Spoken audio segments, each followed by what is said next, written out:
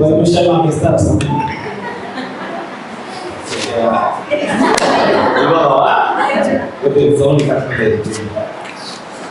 ఒక 10 నిమిషాలు అంటే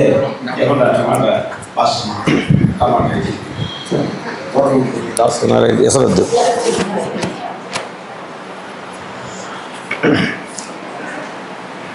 యాక్చువల్గా నేను ఇక్కడికి వచ్చినప్పుడు దేవుడు ఒక విషయమై నా హృదయంలో చిన్న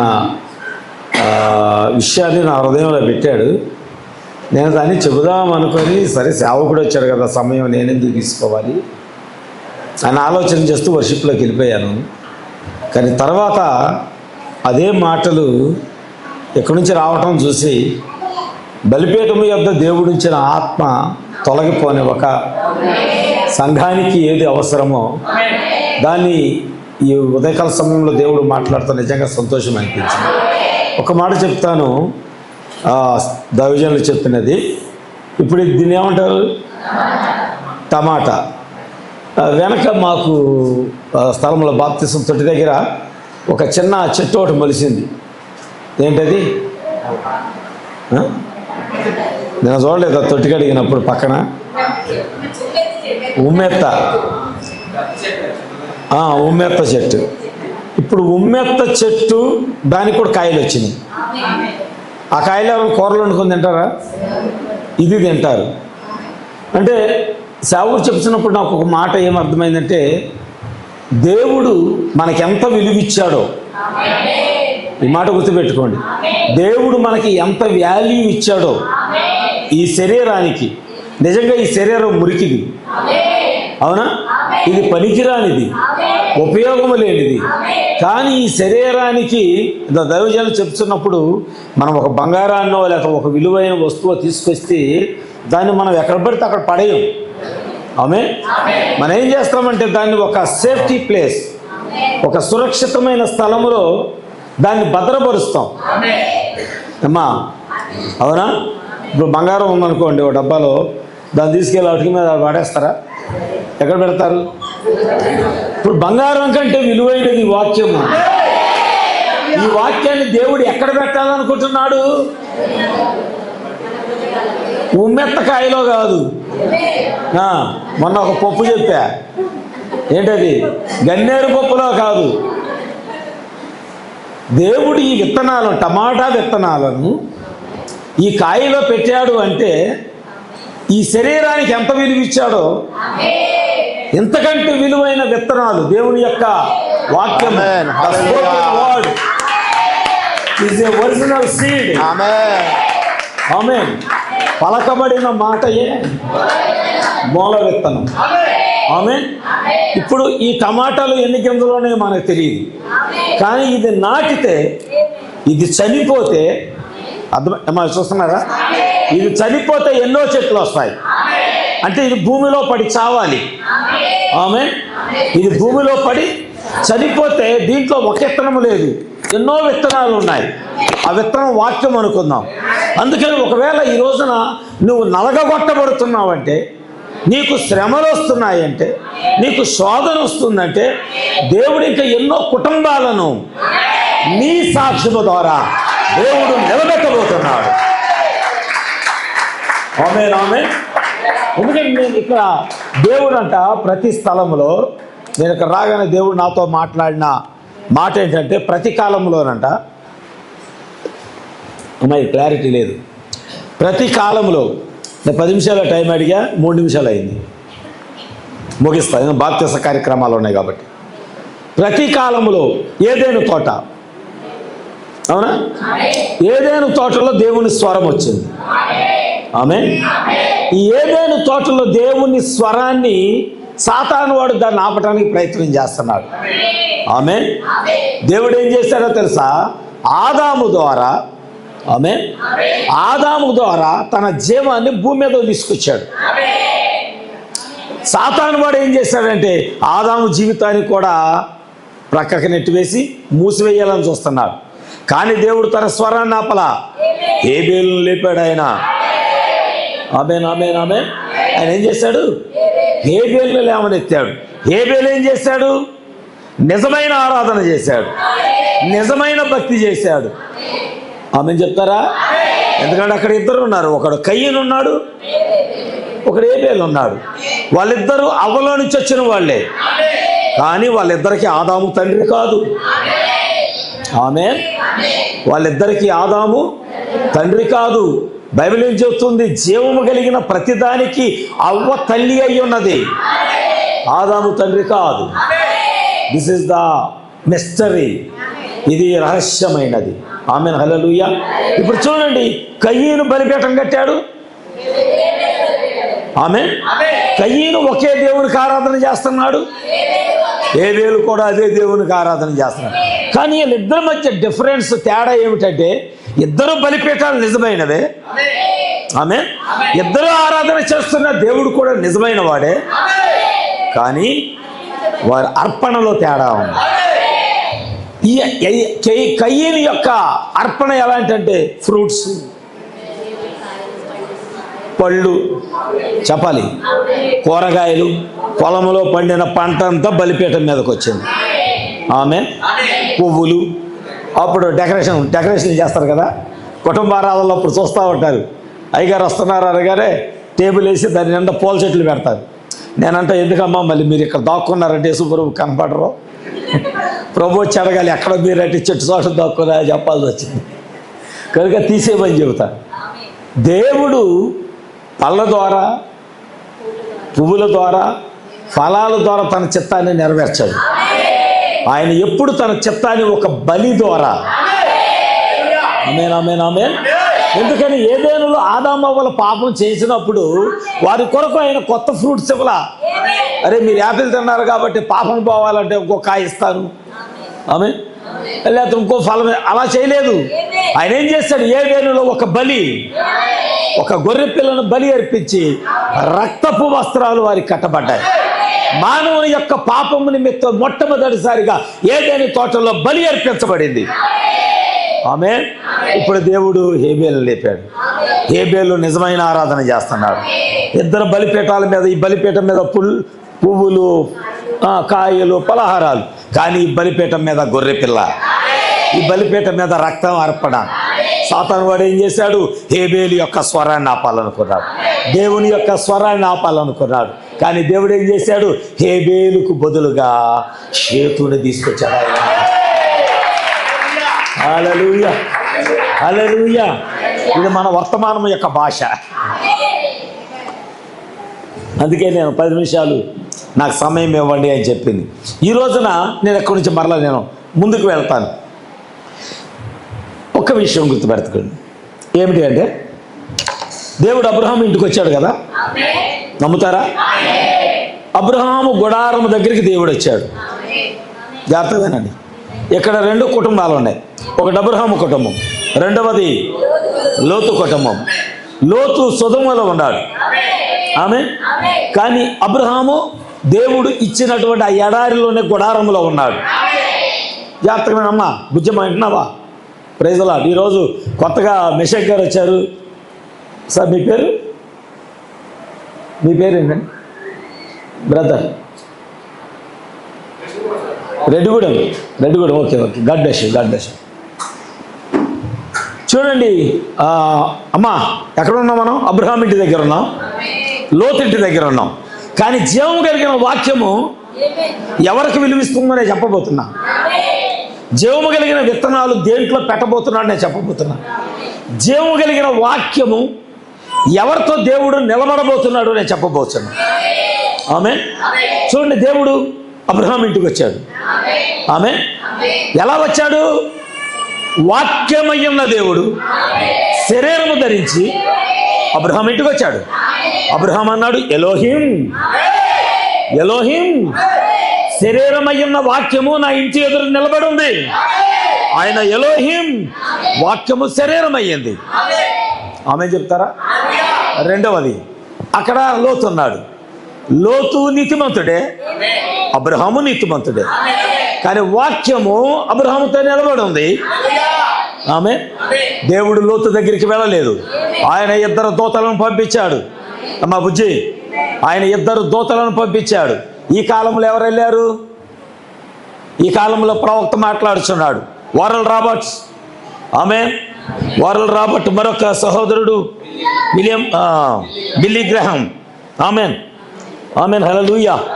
ఈ కాలంలో ప్రవక్త విలియం బ్రానమే వధువుతో నిలబడి ఉన్నాడు, వధువు సంఘముతో నిలబడి ఉన్నాడు.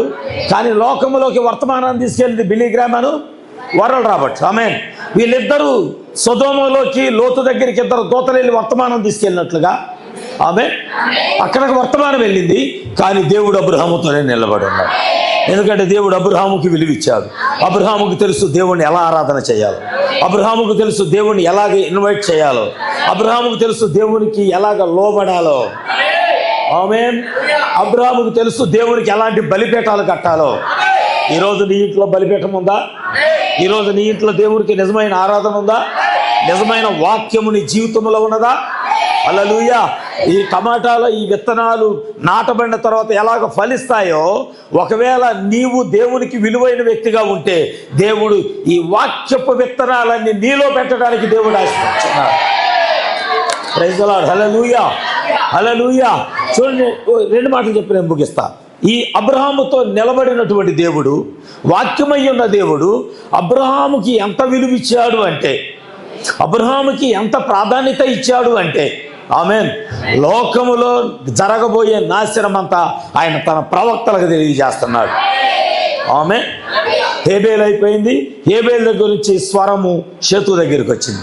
షేతు దగ్గర నుంచి ప్రవక్తల దగ్గరికి వచ్చింది. దేవుడు తన స్వరాన్ని ఆపటం లేదు. అమ్మ వింటున్నారా? దేవుడు తన స్వరాన్ని నిలిపివేయటానికి ఆయన ఇష్టపడటం లేదు. ఆయన ఏం చేశాడు? ఆ స్వరాన్ని ప్రవక్తలకు ఇచ్చాడు. ఆమేన్. ప్రవక్తల తర్వాత న్యాయాధిపతులకు ఇచ్చాడు, న్యాయాధిపతుల తర్వాత ప్రవక్తలకు ఇచ్చాడు. తర్వాత మధ్యలో సైలెంట్ పీరియడ్. మలాకి టు మత్తయి సువార్త సైలెంట్ పీరియడ్. No voice. వాక్యం లేదు, దేవుడు లేడు, పరిచర్య లేదు.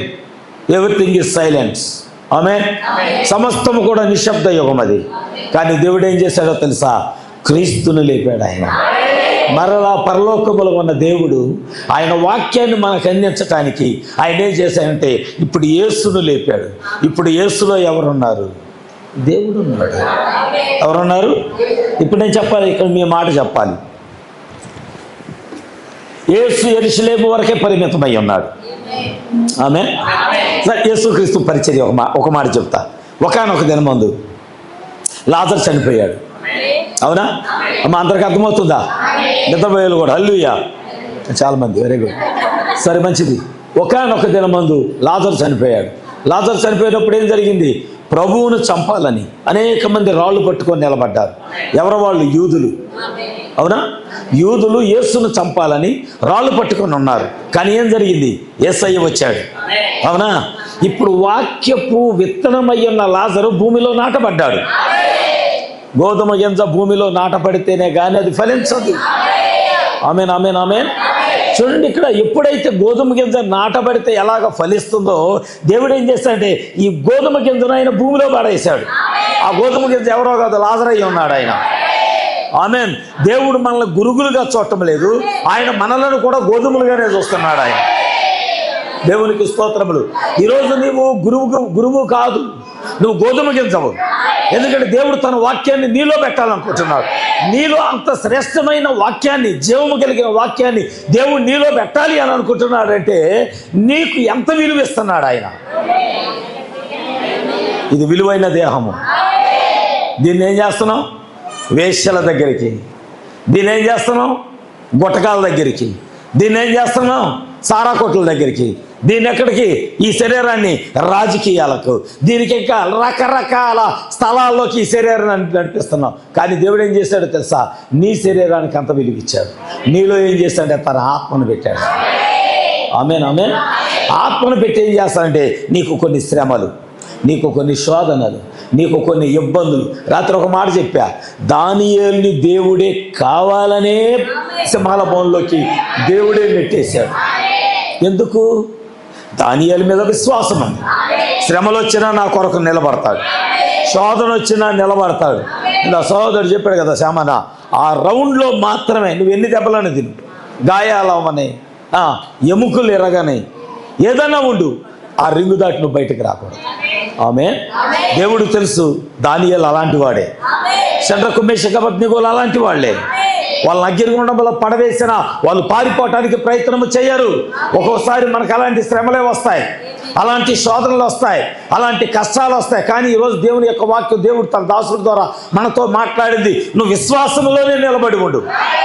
Only believe, only believe, all things are possible. All things, కేవలం నమ్ముము, అన్నీయు సాధ్యమే, అన్నీయు సాధ్యమే. హల్లెలూయా. చూడండి, ఇక్కడ దేవుడు అబ్రహాము దగ్గర నిలబడ్డాడు, కానీ లోతు దగ్గరికి వెళ్ళలేదు. ఎందుకంటే దేవుడు ఎప్పుడు కూడా సంఘముతో నిలబడతాడు, సాతాను లోకముతో నిలబడతాడు.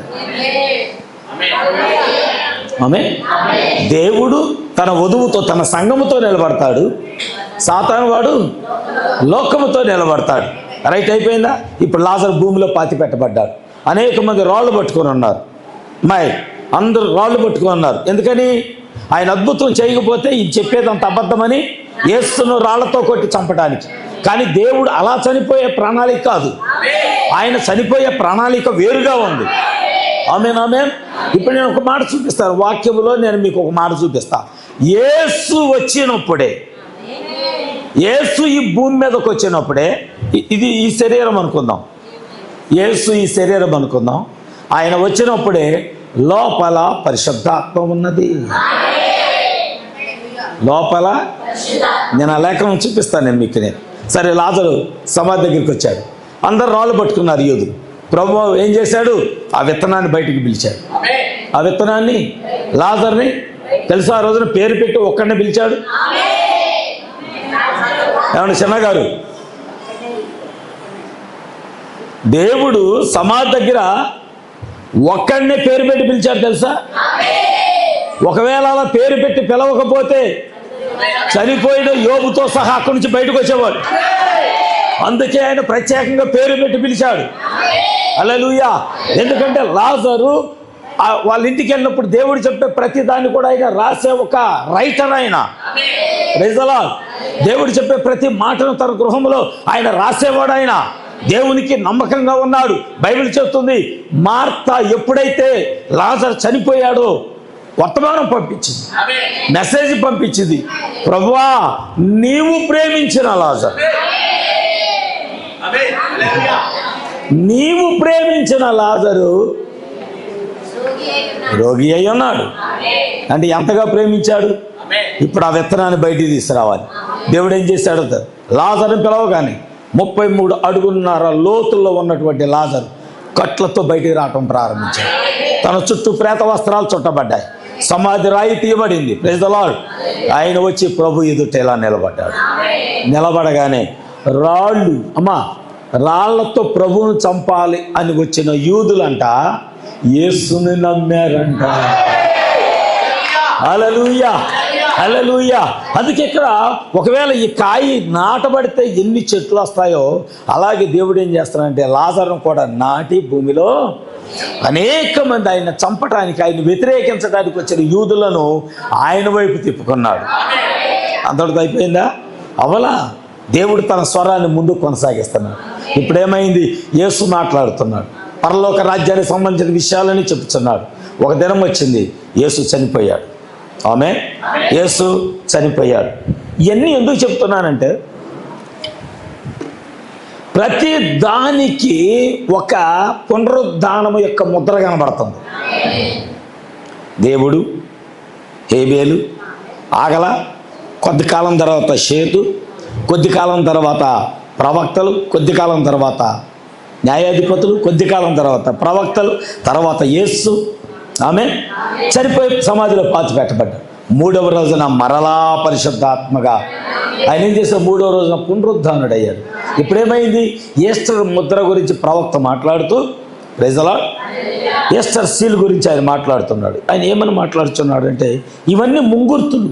ఒక రోజున ఆయన చనిపోయి తిరిగి లేచి దేవుని యొక్క స్వరము సమాధి అయిపోయిందని చెప్పడానికి కాదు, తిరిగి మరలా ఆయన పునరుద్ధరణ జరిగిస్తాడు. అందుకే భూమి మీద 3 ముద్రలు ఉన్నాయి. ఒకటి దేవుని ముద్ర, రెండవది మృగము యొక్క ముద్ర, మనము ప్రకటన 13లో చూడొచ్చు. రెండవది మృగము యొక్క ముద్ర, మూడవది మనకు కావాల్సింది పునరుద్ధానము యొక్క ముద్ర. దాన్ని ఈస్టర్ ముద్ర అంటారు. అంటే తిరిగి మరల భూమి మీద దేవుని యొక్క స్వరము వినేలాగా దేవుడు తన కార్యాన్ని ముందు కొనసాగిస్తున్నాడు. దేవునికి మహిమ కలుగును గాక. చూడండి, నేను ఈ మాట చెప్పి ముగిస్తాను. ఒక వ్యక్తి వెళ్ళాడు. అతడు యేసుక్రీస్తు గురించి బోధ చేస్తున్నాడు, అబ్రహాము గురించి ప్రకటిస్తున్నాడు. దేవుడు ఎవరై ఉన్నారు? అబ్రహాము దగ్గరికి వచ్చింది 3 దేవుళ్ళలో ఒకడు కాదు, ఆయన ఒకే ఒక దేవుడై ఉన్నాడు. ఆయనే శరీరం ధరించి అబ్రహాము దగ్గరికి వచ్చాడు, బోధ చేస్తున్నాడు. చాలామంది కోపం వచ్చింది, రాళ్ళు తీసుకున్నారు, కొట్టడం ప్రారంభించారు. అక్కడ సౌలు అనే ఒక కోపిష్టి, సౌలు అనే ఒక దుర్మార్గుడు, సౌలు అనే ఒక హంతకుడు, సౌలు అనే సంఘాన్ని హింసించే ఆ హింసకుడు అక్కడ నిలబడి ఆ వింత అంతా చూస్తున్నాడు. ఇంకా దైవజనులు చెప్పారు కదా, ఒరిస్సా వెళ్ళినప్పుడు రక్తము చిందించిన స్థలములోనే మరల దేవుడు తన స్వరాన్ని తీసుకొచ్చాడని, అక్కడ రక్తము చిందించబడుతున్న స్టెఫెను ఎక్కడైతే చనిపోతున్నాడో ఆయన చావుకి నిలబడిన సౌలు అనుమతిస్తున్నాడు. ఆమేన్, ఆమేన్, ఆమేన్. దేవుడు ఏం చేస్తున్నాడో తెలుసా? ఒక ప్రక్క ఒక గోధుమ గింజ సరిపోతుంది, దేవుడు మరొక గోధుమ గింజను చూస్తున్నాడు. ఆ గోధుమ గింజ ఎవరో కాదు, సౌలే అయి ఉన్నాడు. ఇప్పుడు ఉపయోగపడతామా? ఖచ్చితంగా. ఒక్కోసారి మనం అనుకుంటామా, ఎన్నో పాపాలు చేశాం. నేను అనుకునేవాడిని డిగ్రీ చదివినప్పుడు, ఎంత బండలాంటి హృదయం నాది మారిద్దా అనుకునేవాడిని. ఎన్ని వాక్యాలు విన్నా హృదయం మాటలా, ఎంత బోధ విన్నా ఈ హృదయం మాటలా, ఎంత కఠినమైపోయిందంటే నా హృదయం, నేను మారను, చచ్చేదాకా నేను మారను, ఈ హృదయంతోనే నేను చనిపోతా అనుకున్నాను. దేవుడు మార్చలా, దేవుడు మార్చలా. నేను అనుకున్నప్పుడే చూశాడేమో నాకు తెలియదు, నా తల్లి గర్భంలో ఉన్నప్పుడే నన్ను చూశాడేమో తెలియదు. ఆయన వాక్యపు విత్తనాలు నాలో పెట్టడానికి దేవుడు ఇష్టపడ్డాడు. హల్లెలూయా. అందుకే ఆయన ఏం చేశాడు? నన్ను శ్రమల్లో నడిపించాడు, నన్ను మరణపు లోయల్లో తీసుకెళ్ళాడు, 2 సార్లు మరణపు లోయల్లో తీసుకెళ్ళాడు, అనేక శోధనలోకి నడిపించాడు, అనేక ఇరుకులు ఇబ్బందుల్లోకి నడిపించాడు, అప్పుల ఊబిల్లోకి నెట్టివేశాడు. అయినను నా దేవుని యందున్న విశ్వాసం నుంచి నేను బయటకు రాలేదు. అందుకే ఈ రోజున మరలా సజీవుడిగా దేవుడు నన్ను ఇక్కడ నిలబెట్టుకున్నాడు. దేవునికి మహిమ కలుగును గాక. స్టీఫెన్ చనిపోతున్నాడు, ఆయన రక్తం అక్కడ భూమి మీద కాల్చబడింది, అక్కడ ఒకడు కఠినంగా చూస్తున్నాడు. కానీ దేవుడు ఏం చేశాడు తెలుసా? స్టీఫెన్ చనిపోయాడు, పాతి పెట్టబడ్డాడు. అతను చనిపోతూ పరలోకం తెరవబడటం చూశాడు. నేను మొన్న కూడా చెప్పాను, ఎంతమంది ఉంటే దేవుడు ఒకరితోనే మాట్లాడతాడా? ఎంతమందిలో ఒకరితోనే మాట్లాడతాడు ఆయన. ఒక్కోసారి ఒకరితో మాట్లాడి వెళ్ళిపోయిన తర్వాత పక్క వాళ్ళకు కూడా తెలియదు దేవుడు వాళ్ళతో మాట్లాడుతున్నాడని. వాళ్ళంటే ఏంటి ఈరోజు వాక్యం నీ హృదయంలోకి వెళ్ళింది? అవును, నా హృదయం దేవుడు నాతో మాట్లాడాడు. ఎలా? పక్కనోడికి కూడా తెలియదు. అదే జరుగుతుంది. వేల మంది ఉన్నారు, స్టీఫెన్ ఒక్కడే పరలోకం తెరవబడ్డాడు. దేవుడు తన కుడి పార్శ్వమున ఆయన తన కుమారుడు కూర్చొని ఉండటం, దేవుణ్ణి దూతలు ఎక్కుతూ దిగుతూ దేవుణ్ణి మహింపరచటం, ఆ దృశ్యాన్ని స్టీఫెన్ ఒక్కడే చూస్తున్నాడు. అక్కడ ఉన్న పౌలు కనపడలా, అక్కడ ఉన్న ప్రజలకు కనపడలా.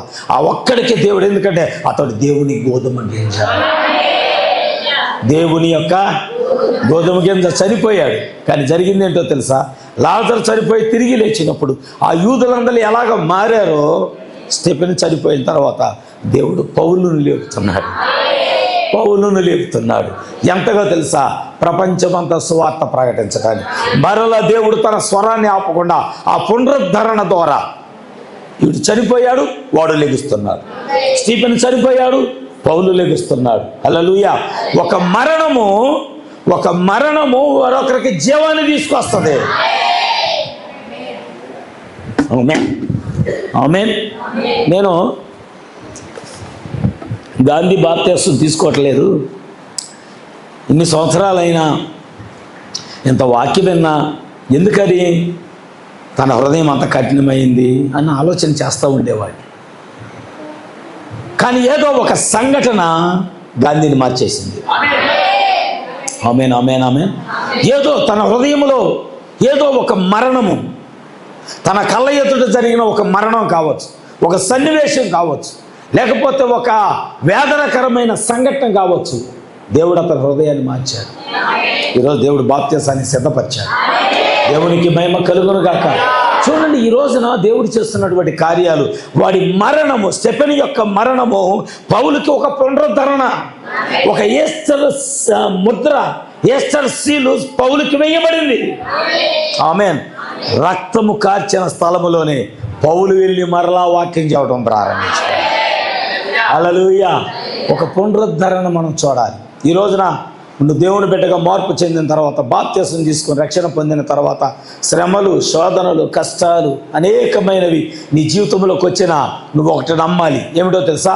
దేవుడు తన వాక్యాన్ని నా హృదయంలో పెడుతున్నాడంటే, ఈ శరీరం నన్ను ఎంత ప్రేమిస్తే వాక్యం నాలో పెట్టాలి. అవి జీవపు గింజలు, అవి జీవపు గింజలు. గోధుమ గింజ భూమిలో పడి మరణిస్తేనే కానీ అది ఎలాగ ఫలించదో, ఈరోజు నా గోధుమ గింజలుగా దేవుడు మనల్ని మార్చాడు. మనం సాతాను చేత నాటబడిన వారము కాదు, దేవుని చేత నాటబడిన గోధుమ గింజలమై ఉన్నాం. ఆమేన్, ఆమేన్, ఆమేన్.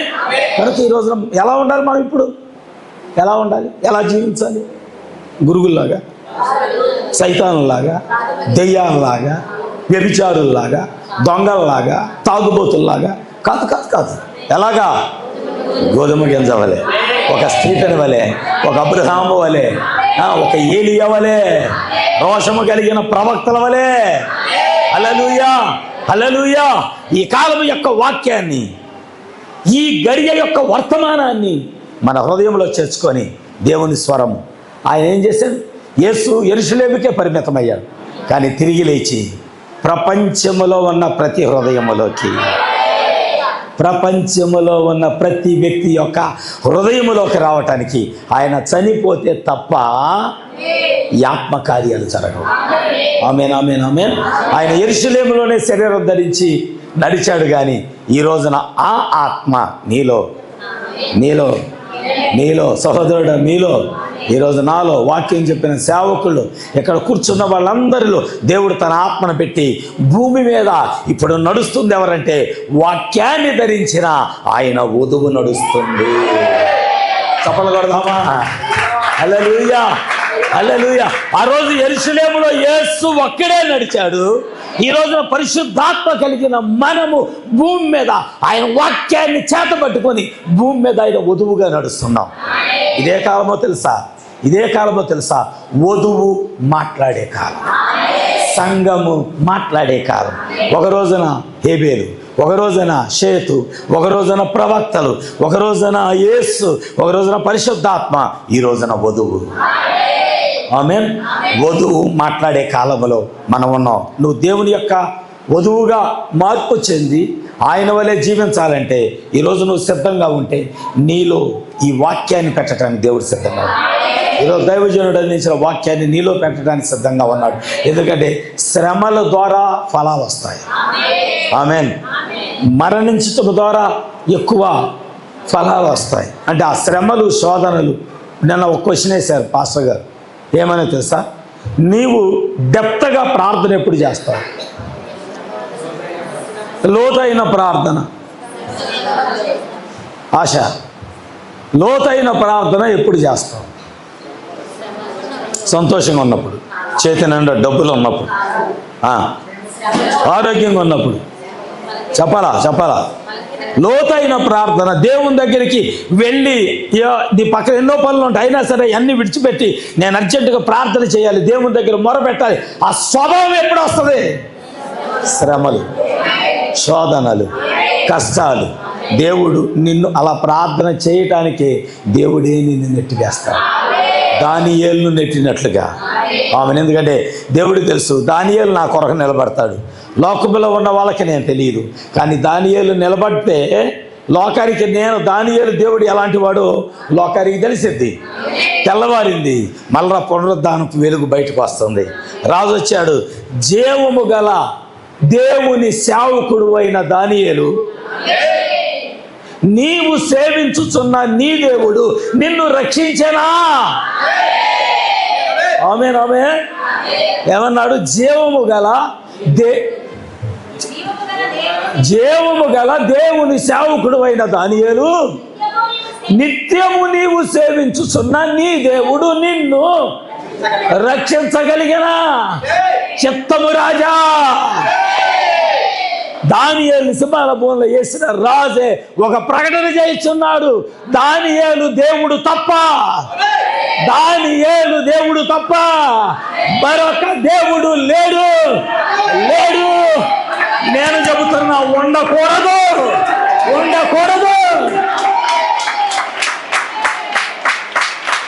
ఆమేన్ ఆమేన్.